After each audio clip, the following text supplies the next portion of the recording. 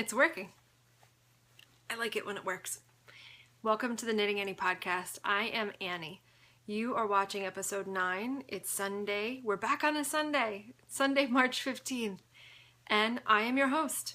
Welcome to the podcast. Thanks for returning if you've visited another one of my episodes.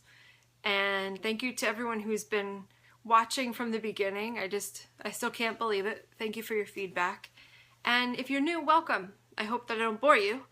And if so, let me know and I'll try and talk about something more interesting for you next time. Okay, so I am in my fiber room. We are on the floor, as you can probably tell. And I am surrounded by knitting projects, yarn that I'm going to show you today that I spun, and all kinds of bags of fleece. We're not going to open up all of those bags of fleece today, which was fun to do on the last podcast, though. That was pretty cool. I think you guys enjoyed that. But it smells very sheepy in here because they are all around me and they're kind of open. I have one behind me too. You guys saw that in another episode. That's some Black Romney that I'm really waiting to spin. It's going to be fun.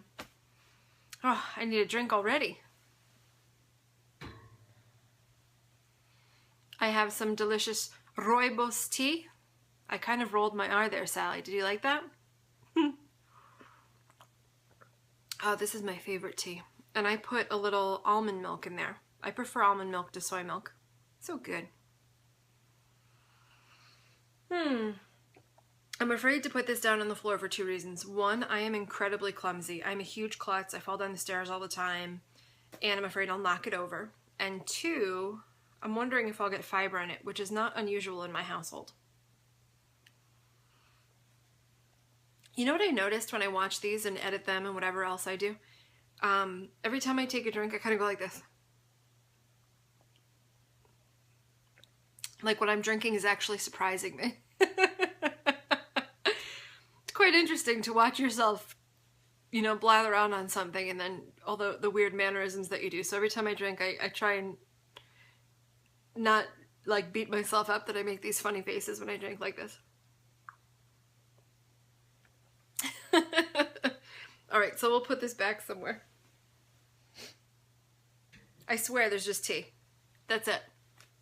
So, what do I want to show you today? I have some knitting that I'm very frustrated with, so I didn't really get much knitting done in the past couple days. I have some new acquisitions. Danny, who is Little Bobbins, who has a great podcast, calls her new acquisitions lovely things. And I want to call my acquisitions naughty things because I really shouldn't be spending the kind of money I spend on fiber. It is a terrible, terrible, terrible addiction.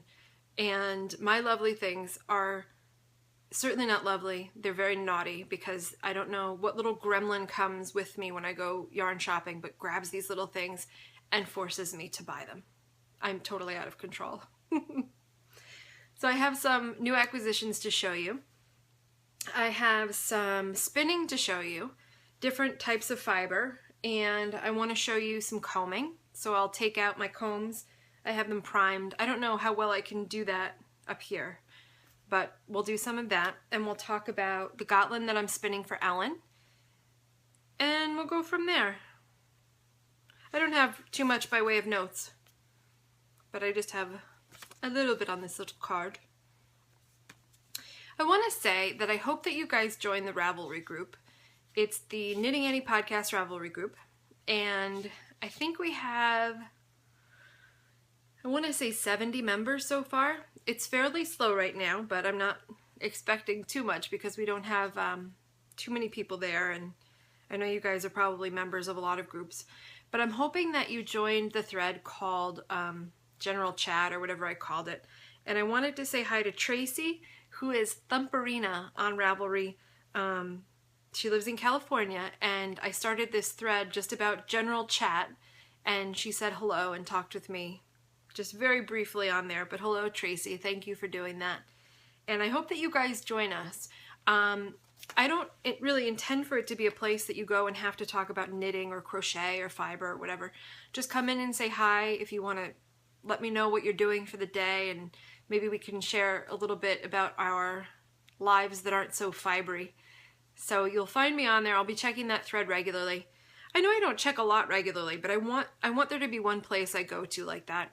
I'm often on Facebook and a lot of the fiber groups, but I've cut back on that because I think I was getting frustrated with a lot of the misinformation. And not that I'm an expert. I don't want you guys to think that I'm giving you stuff that's like fiber gospel, because I'm learning just like everyone else is. But, you know, if I give a suggestion on how to do something, or if I show you how I comb, it's not necessarily how somebody might have taught you to comb, or how an expert dyer may dye something. So the information I'm giving you, just take it with a grain of salt.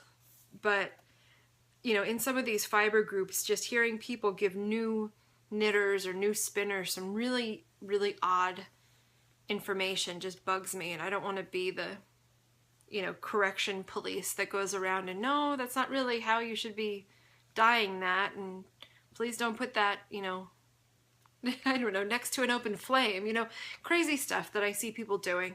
Or, I don't know. I don't really know what's a good example to give you, but sometimes it bugs me. And then I don't want new people to be led down the wrong path, because then I feel like it might turn them off of, I don't know, spinning or knitting. It's kind of like when I was first starting and the kit that I bought had this alpaca in it that was dirty. And I contacted the farmer and I said, well, what do I do with it first? Do I wash it? Do I just spin it like this? And she gave me one side of it, because you can wash it first or you can spin it first. And I kind of wish I had all of that information before I started, because I think I would have been happier had I done it one way and not the other. But she gave me part of the information. So sometimes it's hard to see things like that. I don't know. Do you guys find that too, where you're on some social media thing and you see people giving fiber information and you don't agree with it, and maybe you want to say something but you don't, or maybe you do say something and it's just, sometimes it's awkward. I don't know how I got on that tangent. Either way, there's a general chat section of the fiber group on Ravelry, and I hope that you join us and I get to hear about what tea you like and the pets that you have and things like that. So please join us there, and I look forward to talking with you. Let's see, where do we begin? I'm going to begin with knitting things, and I'll show you these socks. You saw these last time. I only recorded a podcast a couple days ago, so it's not like any of this is really new. These are the socks that I'm knitting from that sock blank that I showed you a picture of last time, and I love how it's turning out. I think my colors are kind of funny because I have the light on behind me. I'm losing some daylight outside, so I turned that light on, but I think it's making things a little bit more warm toned than they really are. In any event, this is where the heel is. I put in some waste yarn there, and I measure it from my ankle bone to about 2 inches of my toe when I start my toe decreases. And I wasn't really paying attention, and Brad and I were watching television. What were we watching? Something funny, or The Voice? I can't remember. Brad and I watch The Voice together regularly. I love that Blake Shelton. He's so cute. And we like to watch funny stuff like The Carbonaro Effect. I don't know if you guys have seen that, but he's a magician that kind of plays tricks on people in normal everyday situations. It's really funny. And I like watching Impractical Jokers. So anyway, Brad and I have these shows that we watch, and I was kind of engrossed in the show, and I was doing my toe decreases, and I kept looking at the sock, and I'm like, gosh, that looks really short. Like, my foot is never going to fit in there. And why is that happening? But then I realized when I decrease my toe, I do the decrease row, so I'll do a knit one, knit two together, knit all the way across, then slip, slip, knit, and then knit one. And then I'll knit around, and I'll repeat that until I get to 12 stitches on both needles, or however you do it with DPNs or smaller circulars, whatever. So I had these on my 9-inch circulars, and then I converted it over to Magic Loop to do my toe decreases. And I realized after I was like halfway done with the toe that I had forgot to do the knit row in between the active rows of decrease. So I was like so pissed with myself. I don't take making knitting mistakes very well. And when I make a mistake like this, instead of like being a normal person who rips back and moves on with their lives, I like throw it. I don't even want to knit on it anymore. It's a really bad habit. I think Brad gets like that when we're driving somewhere and we've made a wrong turn and he has to double back. He doesn't want to double back. This is the way I am with knitting. I don't want to go back. I feel like it's even worse progress, you know. Well, it is, but you know what I'm saying. I got frustrated, so I put this aside. And then I thought I would start the scarf that I showed you guys in that book. And let me grab that. I hope you can hear me okay. I keep moving around. Let's take another sip first. I kind of did make the face a little, I think. I wasn't even thinking about it. I think I just did it. It makes me think Sally Jane from the Pink Hair Girl podcast. I'm trying to catch up with my podcast. I'm so behind. And I was watching one of her recent ones and she talks about her laugh, which is a lovely, lovely laugh. I love watching her laugh because it makes me smile. But she was saying how I guess she got a little self-conscious about it because when she records, like the decibels go up really high when she laughs. So we all have our things. You have your laugh, I have my faces. I don't even know. We can't be hard on ourselves. So anyway, where was I? So I got this book with the intention of making this one scarf pattern in there. 60 Quick Luxury Knits from Cascade Yarns. And ooh, the pattern before it is not very good. No. This just caught my eye, and that would bug me if I made these. See these socks? This is a pattern for striped socks. It's not a self-striping yarn. It's actually you changing the stripes. And see how when the colors change on the stripes, it's not even? That would drive me nuts. So no, I will not be making these socks to that pattern. Thank you, but no. I am making, or was making before I got angry, this beautiful mock cable scarf. Designed by Holly Yeoh. Y-E-O-H. Yeoh?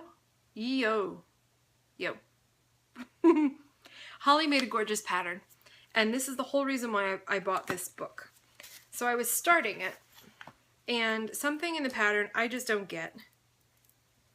And let's see if I can show you. These are some awesome stitch markers I made. They're on here too. They're little skulls, and they have a little flower. But anywho, it's basically a knit one, purl one. And then the pattern starts with some yarn overs. And I just don't understand the way the middle is supposed to be. And it could be my brain, or it could be the pattern is a little muddy there. I just don't know. So I am going to go on Ravelry, and I'll see. When I looked at it last time, I don't think anyone's made it on Ravelry yet. Which is kind of surprising because this was so popular on Facebook.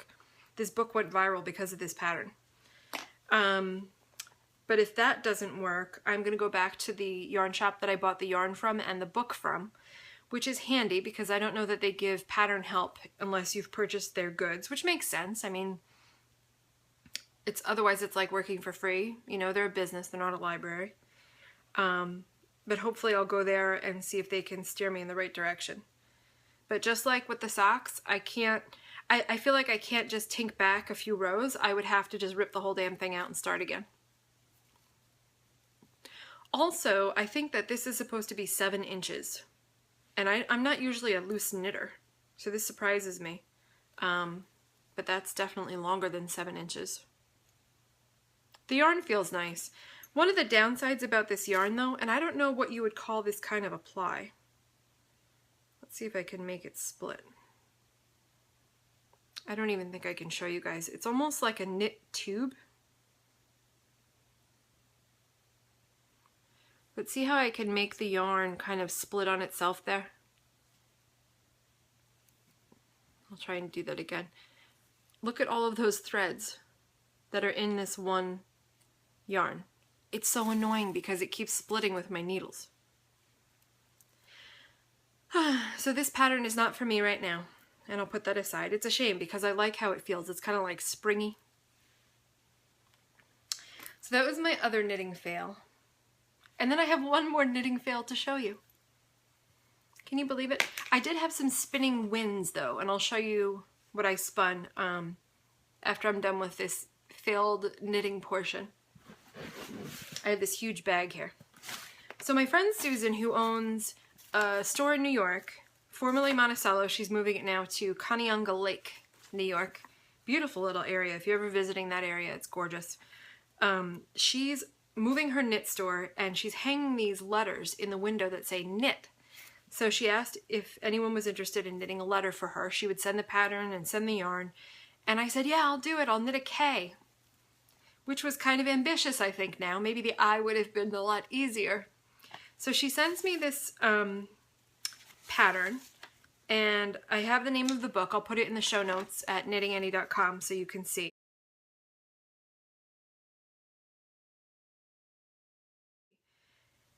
And I didn't understand the beginning. And it says see techniques because they're saying use simple cast on method for socks. Use simple sock cast on method, which could mean like anything. So that's their way of saying basically use the magic loop cast on. I don't know what else what's the proper term for that?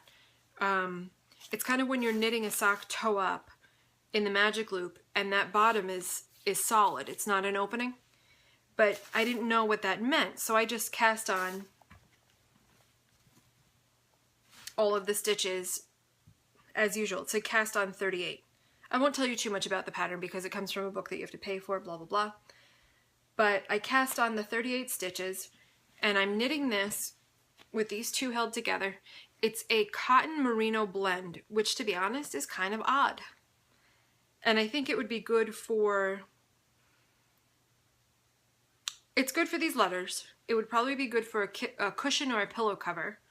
It might be good for a blanket too. But when I first felt it, I'm like, wow, that's so weird. Maybe I'm just not used to knitting with cotton. But for the cotton to be blended with merino, I don't know. She also sent me a couple other skeins kind of as a thank you for knitting this for her. And I have these colors here. It's the same blend. This yarn is Juniper Moon Farm Yearling 60% merino, 40% cotton. So anyway, I cast on the 38 stitches with these massive size 15 circular needles. I didn't have size 15 needles, so I had to go out and buy them. And I bought these circulars and I bought some DPNs. So I cast on this hot mess. In theory, this was going to be the K, but I don't think that this is the correct way of casting on. I think the construction of this, gosh, I don't know, because this, starting out in garter like this doesn't even look like the picture in the pattern, so I don't know what the heck I'm doing. All of these knitting fails this week have made me feel like such a knitting novice. Like I need to knit something right away that is a tried and true to get me like over this hump. I don't know. Hopefully the next time you see me, I'll have a finished K.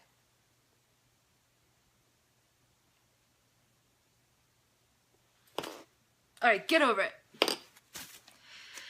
So, move that out of the way. Those are my knitting fails. I don't think I have any other knitting fails to show you today. Silly Annie. So when I went to the yarn shop to buy the size 15 needles, I looked around and I realized that there were other things I had to have.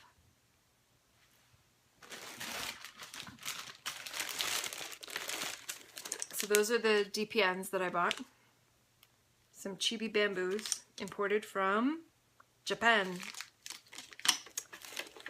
And the circulars are Crystal Palace, which are interesting. I'm not so used to knitting with such large needles. I got more Chiyogu. I got size 1 in a 9-inch, and I got another size 1 and another size 2. I already have one, but I thought if I want to do 2 at a time, that it would be good to have a second pair. Then it made me think that I should have purchased some double pointed needles in this size, because when you get to the toe or the heel, you really have to change to something like that. And I don't have anything that small. And I don't think I have any circulars really long that small either, so I could switch to Magic Loop. So I'll have to get some of those DPNs.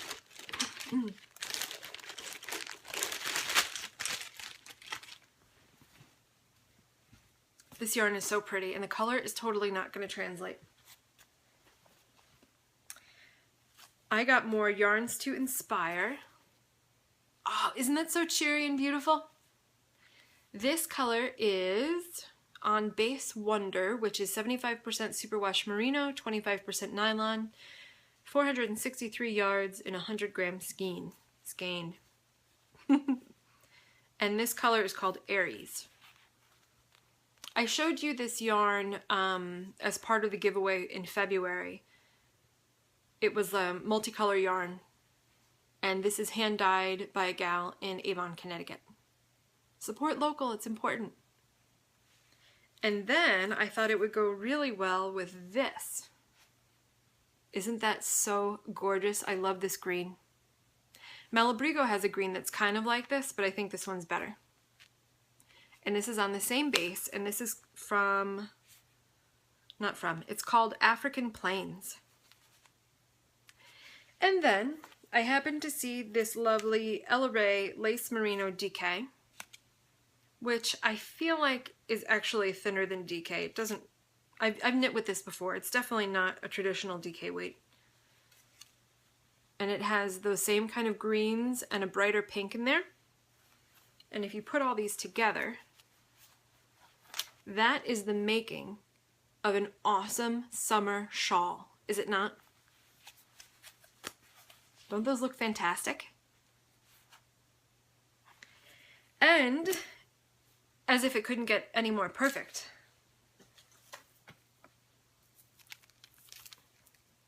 beads. If I'm feeling ambitious, I can knit these into the shawl somewhere.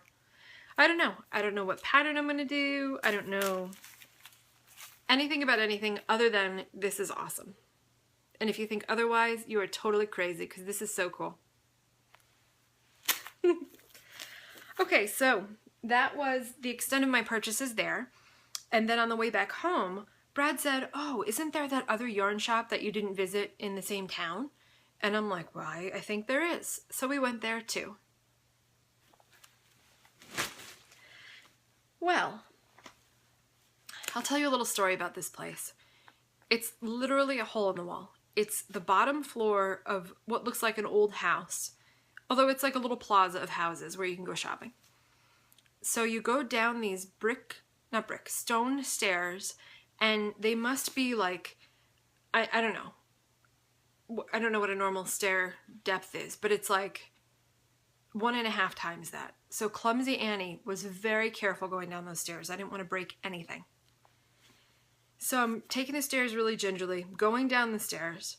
You open up the door, and it's floor to ceiling yarn packed in this tiny little space that's like the size of our bathroom, which is not very large. So it's floor to ceiling yarn, and if you look to the left, there's this little cash register area where it has a wall, almost like if you're in New York City and you're buying a subway ticket. There's like a little opening there, and then there's yarn on either side of it. There's this tiny little counter that's like this wide where you pay. And in front of the counter to the floor, there's yarn. From the ceiling up, there's yarn. To the left on that wall, there's buttons. If you go around the corner, this lady has a little partition in the middle, floor to ceiling yarn, and very warm. And the cutest little lady,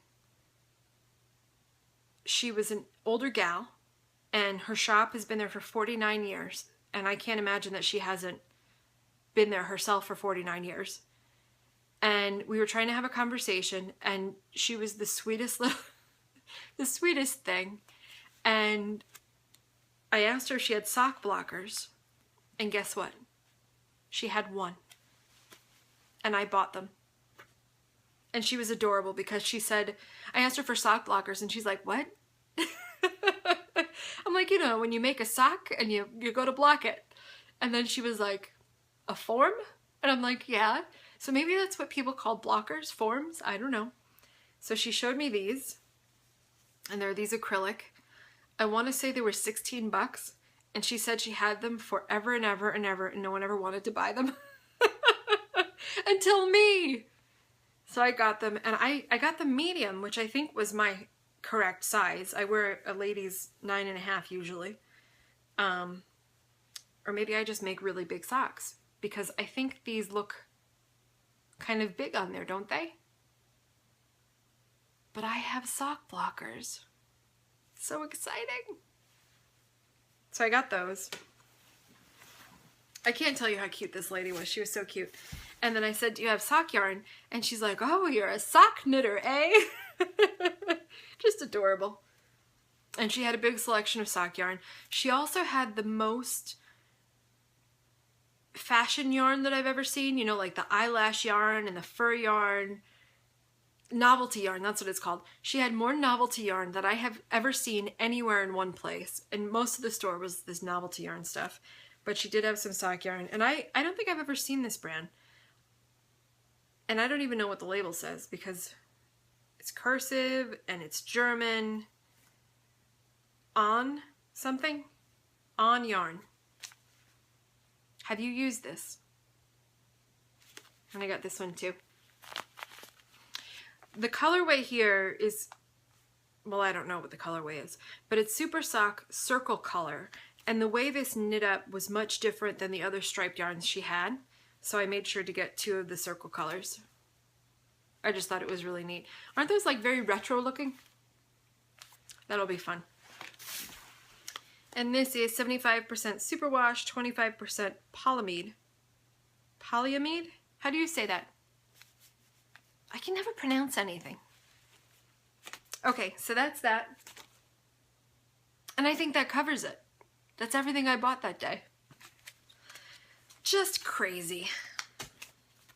I need to fix up my stash room and my fiber stash and all that business so that I can make a plan and get organized. All right, enough with the acquisitions already. Let's move on to fiber and spinning things. This might be a much longer episode than I thought.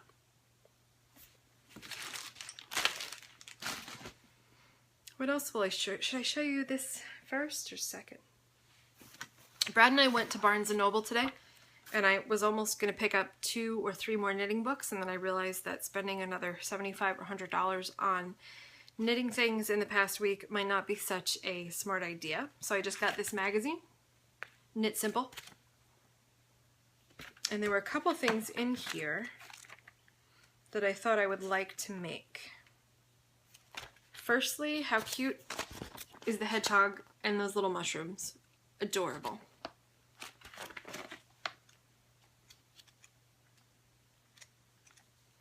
Where is it? There's this kind of like cowly poncho hooded thing that I thought would really be good with some of my homespun yarn. Isn't that pretty?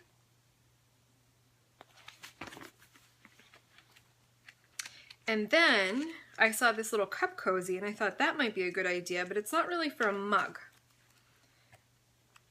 And most people probably use mugs at home, right? Or teacups. So Danny from Little Bobbins Knits is hosting a cup cozy swap, and I have signed up to participate in that. And if I could find that to show you, you think I would have marked the page. Danny does some pretty cool things with her podcast and the people that are part of her group. So I would recommend signing up for the Cup Cozy swap. I think you still have time. If I upload this today, I think you might still have a couple days. Come on, where is it?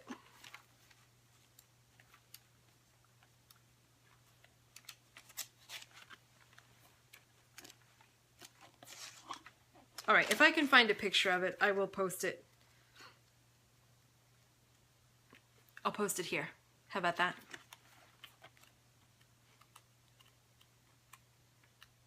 Oh, no, forget it. I found it. I thought that was pretty cute, but it's really for something that doesn't have a handle. and you just put your little spoon in there. That's adorable too. And then I saw today on Facebook, there's a girl in one of my knitting groups who posted a picture. There's a free pattern. I'll link to that too. It's a cup cozy that has a cable in it. And then she posted a tutorial of how she did the cable in 2 different colors. And I hadn't seen that before, but it was really neat how as the cable twisted, one side was one color and one side was the other color. So hopefully that'll be something I'll try. Okay, on to spinning things. The first thing I want to show you is a little sample skein I spun up. Let's see if I can pull one of the strands out a little bit here so you can see the size. It's probably a heavy fingering or a light DK, I don't know. I really love the way it turned out. I combed this, and this is how it started.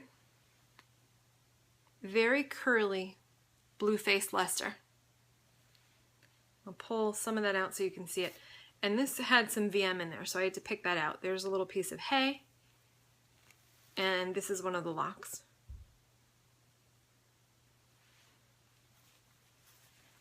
I washed this. When it came to me, it was pretty dirty. I got this last year at the Connecticut Sheep and Wool Festival.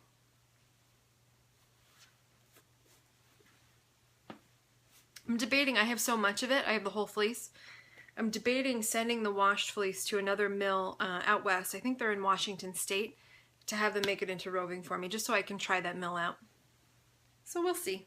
I know that I like the finished yarn, so it might make sense. The next thing I will show you, this is some Romney that I had a local mill here in Connecticut make into roving for me. Roving is very light and airy, and not all of the fibers necessarily line up. They kind of go in different directions. In general, it's going straight, but see how airy that is? Really, really nice. This was a very strong fleece. It'll make some nice strong yarn. Actually, it did make some nice strong yarn. Here it is. And I did this long draw. It has a bit more of a halo to it, spinning it that way. I think this is my preferred thickness for spinning. This is a 2-ply, just like the yarn that I showed you. That's probably a light fingering weight. And I have a bunch of this stuff, so I'll be making quite a bit more.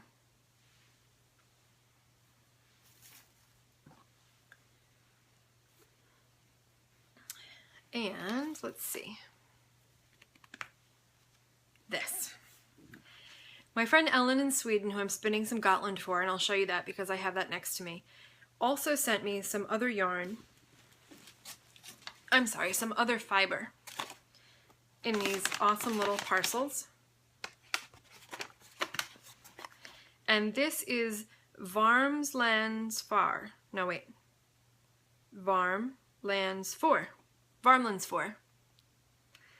And this is a sheep named Jirachi. She's a ewe. I guess she's a ewe now, right? If she's over a year old. But she sent me 2 ounces of this. And it was already washed, so I put it on my scary combs that I have cuts all over my hand because I've been a little overzealous. You can see actually right here where I stuck this whole thing through my hand. And it kind of made a sound almost like when you're cooking with meat in the kitchen. It was like I heard the sound and I didn't feel it until it happened. So kind of like I heard it and then 5 or 6 seconds went by and then I said, oh crap, I just stuck these in my hand. So you have to be very careful when working with these. As I said, I'm very clumsy. Anywho, I made this gorgeous yarn and I keep gushing over it. It was such an experience for me. I've been spinning now for a little while, so the more I spin, the more I know what I enjoy spinning, what I don't really like spinning, what I like to process, what I don't like to process. By process, I mean taking it from raw and turning it into something. And there's a feeling that you have when you first start spinning of this kind of awe and amazement in doing what you're doing. And it's such a good feeling. And there's something kind of meditative about it, something kind of cathartic in the process of doing it. And I don't always get that now. It depends on what I'm spinning. When I'm spinning Jacob, it's almost always this pleasurable, amazing experience. And it's not just a soft wool versus a more coarse wool kind of a thing, because I can be spinning merino and I don't get that same feeling. There's just something about different breeds of sheep that gives me this, I don't know, it's like this butterfly feeling. It's like this undescribable feeling. So I really didn't think when I saw this fiber raw that I was going to have such a great feeling about it. And there's almost nothing I can compare spinning this to. And I'd love to know if anybody in the United States has ever tried spinning this, or maybe, elsewhere in the world too. Because I hadn't heard of this particular breed of sheep until Alan. And it was such an experience for me. I actually stayed up late last night because I made the single. And as I was spinning it, I was like, oh my God, this is so buttery. And it almost spun as if it was blended with silk. Not saying soft like silk, because that's what everybody thinks of, because that's what you know. But when you spin silk, it has a certain draw to it, and it slides against itself, and it kind of reverberates in your hands a certain way. And that's the best way I can describe spinning different breeds of sheep. I think maybe because we're so used to putting things in our mouth, it almost reminds me of food and how different things can have different textures. So maybe if you're eating different types of cheese and you're pulling a strand from your mouth, each one is going to have a different feeling as you pull it. Maybe that's a funny way of describing it. But as you're drawing fleece, as you're spinning, especially if you're doing a long draw, because it's different. A short draw, you're kind of pinching it and just letting go and pinching and letting go. With a long draw, the fleece is in your hand almost like in a bird's nest shape, and you're taking it and you're pulling out and letting that spin attach itself to that bundle of fiber. And in doing that especially, you can feel the way the fiber slips against itself. And the Varmlands 4 was like nothing else. I mean, I can probably most similar to Jacob, I think, but not. I want you all to try it. It was such an experience for me. I can go on and on and on, but I went to bed at like 1 o'clock last night. I had it on the bobbin as a single, and then I thought, all right, I'll leave it alone and I'll ply it tomorrow morning. And I actually went to bed, and then I lay there thinking about it, and I said, no, I have to finish it now. And I got up and I got back out there and I plied it. So, all right, enough talking, I'll show it to you. I truly wish you could be with me right now and see what this looks like in person. I posted a picture of me combing it on Instagram, and I'll put it in the show notes on the blog too. But this has different colors of the same sheep mixed in. So it's a darker brown, a lighter brown, like a creamy brown color. And I did long draw, and then I overplied it because I really wanted it to be a strong, strong yarn. And it's still soft. And the way, how do I describe it? The fiber itself is almost translucent, so it looks like it's glowing. In different lights, it looks definitely different, but it almost absorbs the light and looks like it's glowing from the inside. It's just so gorgeous. And I have another parcel of the Varmlands 4 from a different animal. And Ellen was telling me that each animal varies in color and texture so drastically, even within the same breed. So this particular sheep was born as a black lamb, and I'll tell you a little bit more about her. And then if Ellen doesn't mind, I will show a couple pictures that she sent me. So, well, I'll tell you more. This is Jirachi. So I have a little note here. She said she's social and calm and always says hello when Ellen goes into the barn. And this was from her first shearing, so this is some of the fleece that she was born with. She was born black, and I'll put up the photo so you can see it.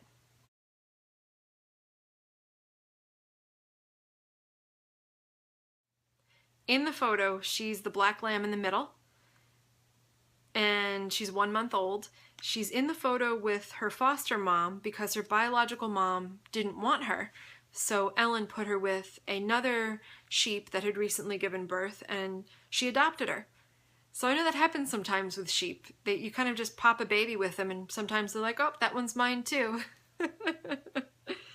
So Jirachi was black, black, black when she was born. And now that she's getting older, her fleece is changing color. Oh, and something interesting, both of her parents were white with brown spots on their head. And then I'll show you guys another picture. In the second photo, she's at 4 months old.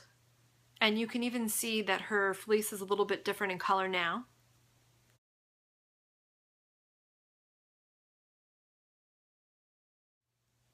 And Ellen said that her second shearing just happened and she's varying shades of gray.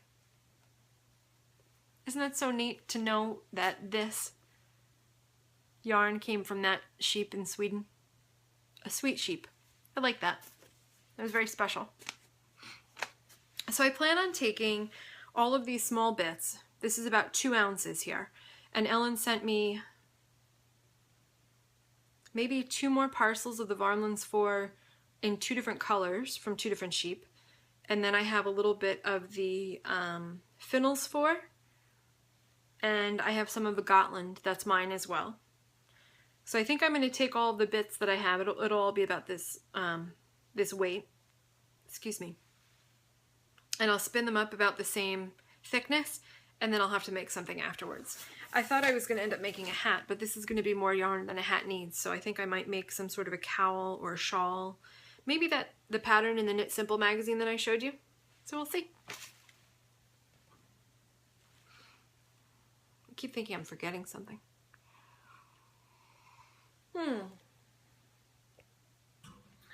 Thank you for being here with me. I really appreciate it. Okay, moving on. I showed you this very dangerous comb. And I have one that's loaded up right now with Gotland.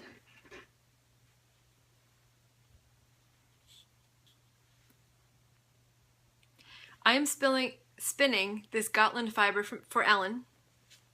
And she sent it to me raw. And I washed it. And I do that in hot water using a garment bag. I'll grab one so you can see what I mean.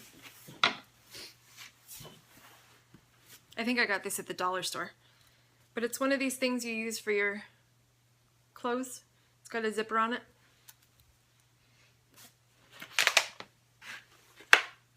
And I'll show you. This is one of Brad's favorite fleeces. Every time he looks at it, he's like, this is so cool. He's been calling it Odin's beard, I think.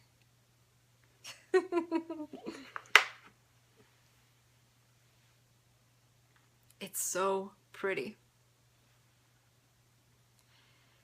It's very soft and very, very curly. And if you remember when I showed it to you when I first got it, it was all kind of smushed together in a bag. Sheep have lanolin, and it's a grease, and that's how it was stuck together. And then once you wash it and all the grease is gone, it gets all fluffy and lovely and amazing. I could just play with this like this all day. Maybe with my portion, I shouldn't knit normal yarn. I should knit it all curly like this and make some sort of a cushion cover. That might be nice. And then I can just lay there with it all day and pet it. I'm a little crazy, right? So this is the Gotland, and I'll show you what I've spun so far. I did this on my Luit, which I'm really impressed. Right now it's not, sometimes I feel like it acts up. It's probably the user, but it's spinning really nicely right now. And here's the end of it. I'm spinning this long draw, and it's fairly even. All I know is that she wanted something not as thick as worsted, so anything worsted or thinner would have been fine, and that's what this will be. It's probably going to be the same thickness as my Romney.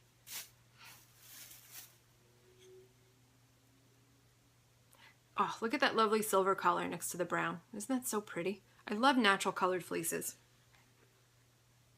Initially, I had thought that I was going to pick it by hand, which would mean I'd end up with a lot of fluff like that, and then use my hand cards, which have a lot of very fine small teeth, kind of like a dog slicker brush.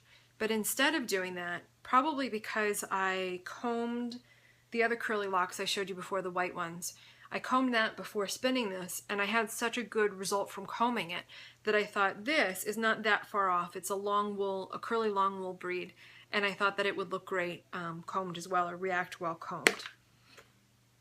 So maybe I can show you combing something. Like I said earlier, I am certainly no expert, so the way I comb may not be the textbook way of combing. It may not be the way that you should comb, but it's the way I comb. This is the waste from the combs, and on most every other fleece, you're going to have a lot of little neps and bits and noils and stuff. This is such a quality fleece, though, that everything that's here, that's the waste, is still very long. So what's happening as I'm combing it is it's doubling up on itself because it's very long, and this is getting stuck in the comb. So instead of taking this out and discarding it as waste or putting it in dryer balls or whatever else, composting it, I'm saving it, and this will be carded later. This one's already loaded. When I use my combs, what I like to do, instead of having it in fluff form, because if I kept it in fluff form and I was loading up the comb, it wouldn't be as easy to go back and forth. You'd have a lot more waste in the beginning. I find I get a much better result when I lock it up or when I load it up using it still in lock form. What I like to do, I grabbed one to show you guys. So this is a lock, and you can see this is the tip, and this is the cut end. This was the closest end to the sheep. And I kind of fluff it out on the ends like this. I normally do this sitting on a table. It's much easier than sitting up in the air. But then I get it, and I put it over the tines. I usually use both hands. And I slide it down. Now that's keeping everything here pretty tight. If you went for the cut end, or for the tip end first, and you stuck it in here, there wouldn't be enough tension to hang on to it, and it wouldn't comb as well. So when you comb, you would think that you would go like this, right? I think that's probably what most people would think. You would go up and down like that, and you'd spin it around. Instead, you're actually going like this. And with many other fleeces, like if I were combing the Jacob or some Romney,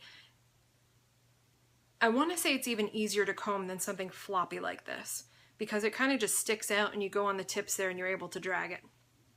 In this case, there's much more flopping over, so I feel like I have to be more cautious in combing it that it doesn't double back over on itself. So I'll just do it and you can watch. I'm going in like this, and you can see it fluffing out on this comb here. And then I'll flip it over, and I'll go back this way. And I try and grab the tips, and you can even slide it against the other comb. And I keep flipping this for tension reasons, so that it helps pull more off. And because it slides around on the comb, it just makes it easier to get everything. I won't go too crazy here. So what's left on here in normal circumstances are short bits and any kind of veggie matter or VM, whatever you want to call it.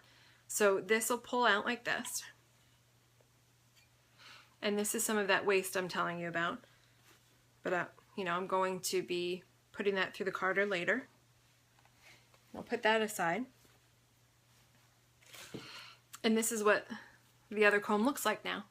It's much more fluffed out. You can still see some of it's left intact, which I'm finding on this, especially if I load it too much. This one might have been a little bit overloaded, but now I go back. So I'll take this comb now again, and just like I did before, I start at the ends, and I'm combing through. You have to be careful that the tines, you point them in a certain direction so they don't lock against each other because you can hook it in there and bend them. So that's some of the leftovers on this one.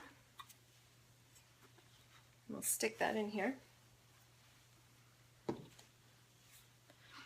Now it's even more fluffy and spread apart. What this is also doing is aligning all the fibers in the same direction. This is called comb top. It's not the same as roving because these are going in a much more parallel line to one another.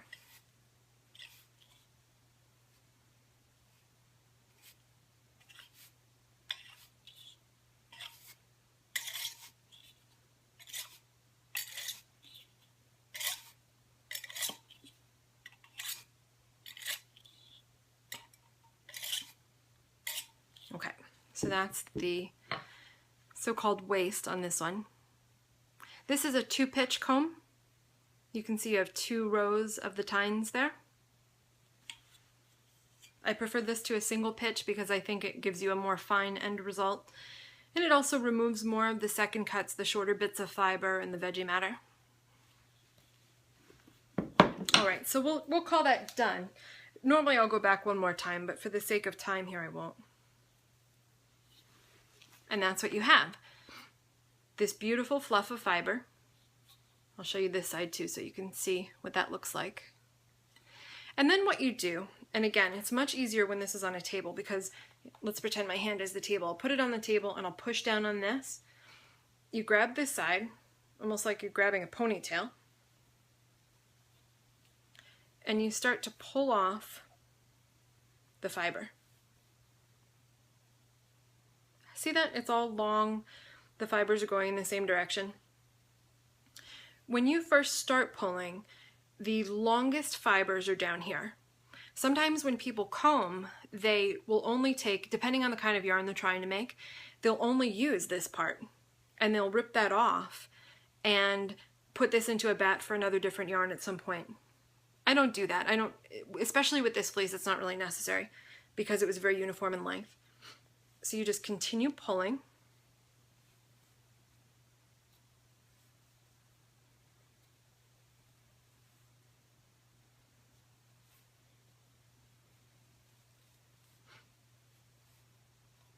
And I'll stop there. See those shorter bits? This will go into my carded pile. And this glorious fluffy thing is what I have left over. Isn't it amazing that you can pull this big long thing out of that little poof ball?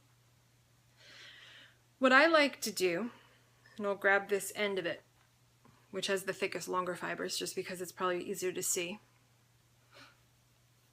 I'll tear it like this.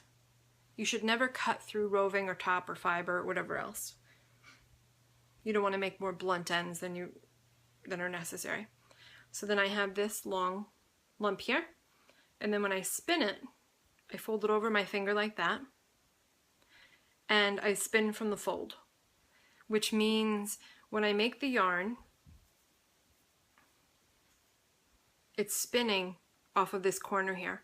And this is one of my favorite ways to do long draw. You can do long draw using Rollags, but I like to just grab the fluff like this, fold it in half, and then as you spin, the wheel is putting twist into it, and you really don't have to do anything with your left hand other than pull. So there you go, demonstration. And in case you want to see it again, this is what that looks like. It's a really beautiful silver color. Hopefully the next time I see you, I'll show you the finished yarn, and then I can ship it on back to Ellen. How about one more show and tell, and then I think I might call it an episode. Let's put these combs back over here because I could imagine me getting up and stepping on one.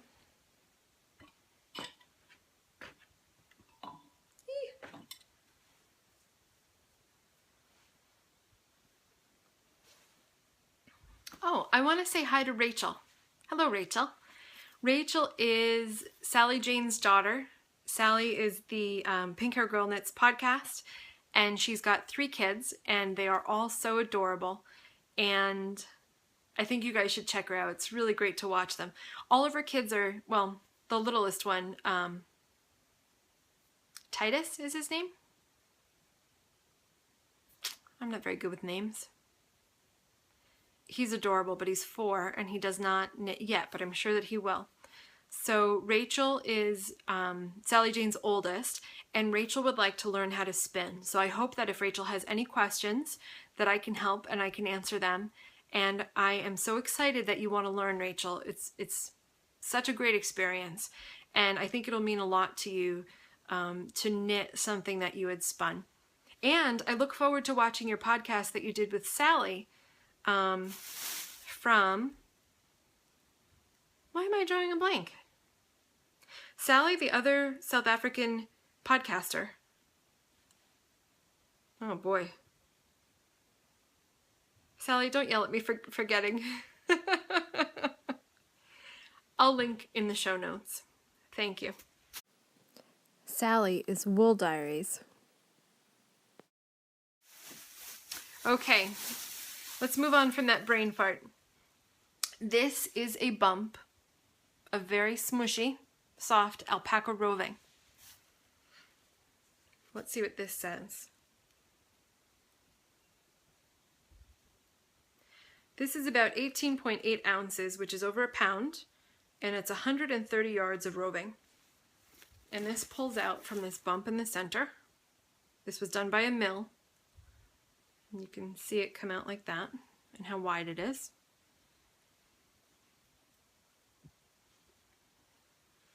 I got this from a farmer who has asked me to make her art yarn.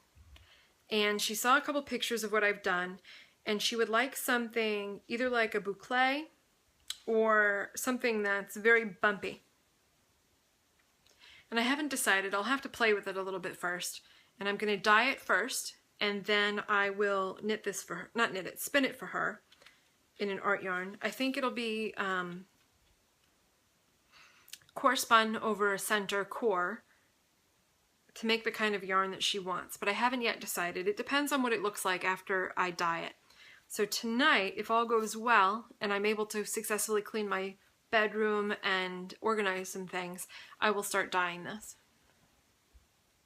And then I'll have something else to show you. You know what else I noticed from watching everybody else's podcast? When we have something soft that we want to show, we go like this. And we put it up against our faces. I guess that makes sense, to gauge how soft something is by how soft it is on your cheek. This is very soft. It's going to be fun. Okay, you guys, that's enough of show and tell. If you have any specific questions about spinning or anything of the sort, please, please, please let me know. However you want to get in touch with me. I'm around on the interwebs. Thank you for joining me, and I hope that I see you again next time. Bye.